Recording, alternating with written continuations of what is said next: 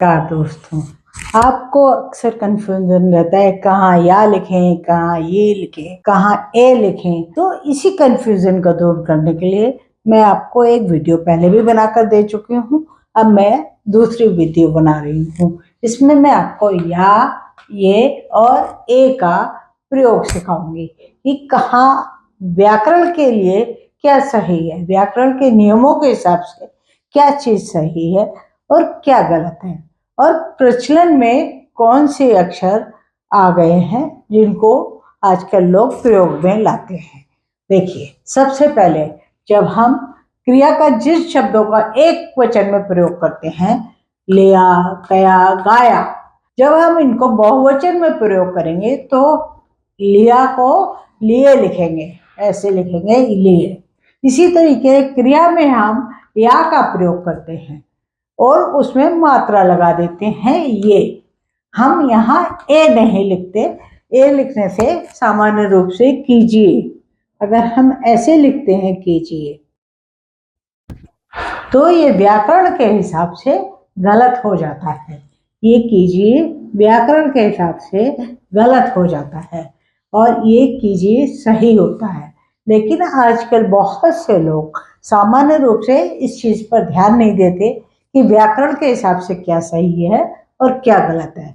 व्याकरण के हिसाब से देखिए, रवि ने गीत गाए, गाए यहाँ पर या लगाया, ये सही है यहाँ पर, क्योंकि हम क्रिया में जिसमें एक वचन में या का प्रयोग कर रहे हैं, इसलिए इसका ये प्लूरल हो गया, बहुवचन हो गया ये, तो ये सही हो गया।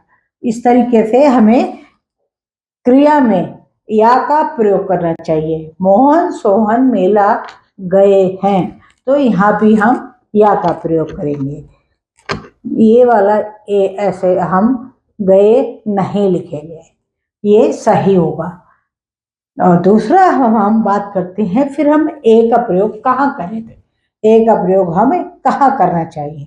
तो अव्यय के रूप में जब हम इसका प्रयोग करते हैं तब हम ए का प्रयोग करते हैं। जैसे हमने लिए, के लिए, इसलिए, चाहिए लिखा, तब हम ए का प्रयोग करेंगे। जैसे मैंने कहा कि मेरे लिए खाना लाओ, तो यहाँ पर हम ए का प्रयोग करेंगे, यहाँ हम ये का प्रयोग नहीं करेंगे।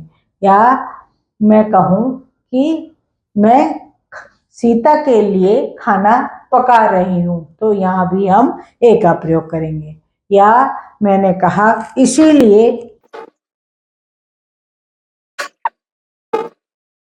तो यहाँ भी अव्यय के रूप में प्रयोग हुआ, इसलिए या इसीलिए। इसीलिए मैंने कहा था, कोई बात मैं कह रही हूँ आपसे कि आपने नहीं मानी, इसीलिए मैंने कहा था, तो इसीलिए में भी हम ए का प्रयोग करेंगे, यहाँ पर ये का प्रयोग नहीं करेंगे। आशा है आपको समझ में आ गया होगा कि जब हम क्रिया का रूप में प्रयोग में लाते हैं तब ये का प्रयोग करते हैं, जब अव्यय के रूप में प्रयोग में लाते हैं, अव्यय के साथ प्रयोग में लाते हैं, अव्यय को अलग करने के लिए प्रयोग में लाते हैं, तब हम ए का प्रयोग करते हैं। देखते रहिए लॉजिक टेस्ट। और दोस्तों, इसे सब्सक्राइब करना हरगिज ना भूलिएगा। वीडियो को अपने मित्रों के साथ ही शेयर कीजिएगा। फिर मिलेंगे, बाय।